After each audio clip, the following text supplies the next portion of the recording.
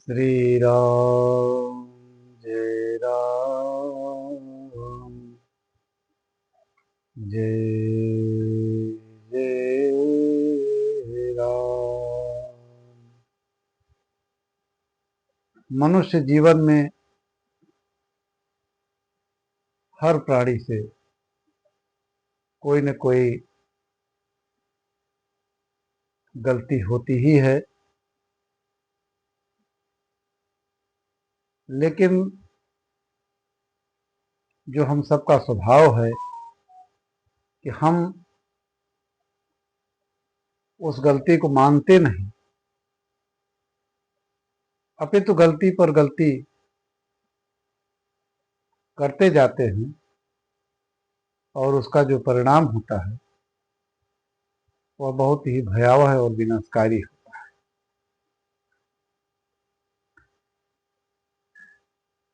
ऋषि गौतम की पत्नी अहल्या के बारे में सब जानते ही हैं कि एक दिन गौतम ऋषि स्नान करने गए और इतने पर इंद्र गौतम ऋषि का रूप धारण करके उनकी कुटिया में आ गया और अहल्या जी के साथ अनैतिक व्यवहार किया।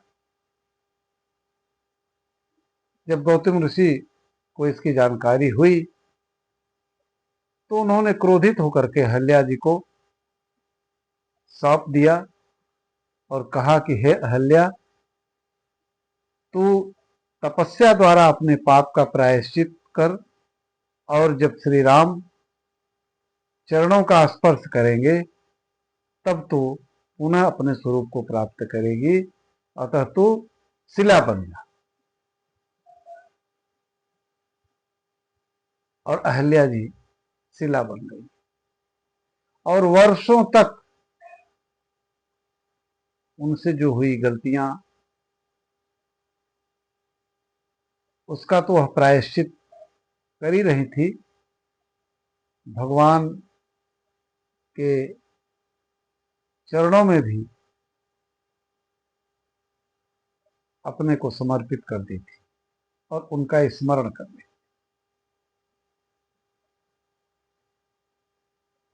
जो सुख लभ सापिन कही पावा, राम पद अंकुर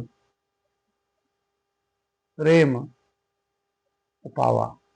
वह समय आ गया जब भगवान श्री राम विश्वामित्र जी के साथ मिथिला जाते समय रास्ते में गौतम ऋषि के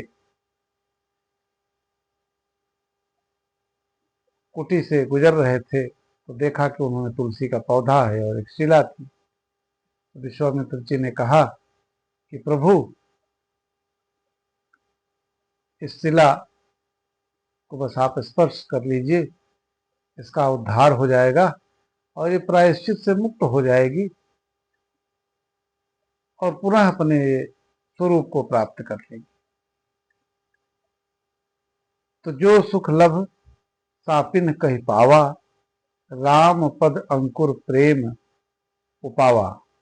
अहल्या ने जो सुख शांति और सुख मुक्ति का अनुभव किया वह उन्हें किसी कठोर तप या दंड से नहीं बल्कि भगवान श्री राम के चरण स्पर्श और उनके प्रति जागे हुए प्रेम के अंकुर से प्राप्त हुआ। उनकी मुक्ति का वास्तविक कारण निश्चित रूप से उनका अंतरंग प्रेम, पश्चाताप और प्रभु के प्रति अटूट श्रद्धा थी।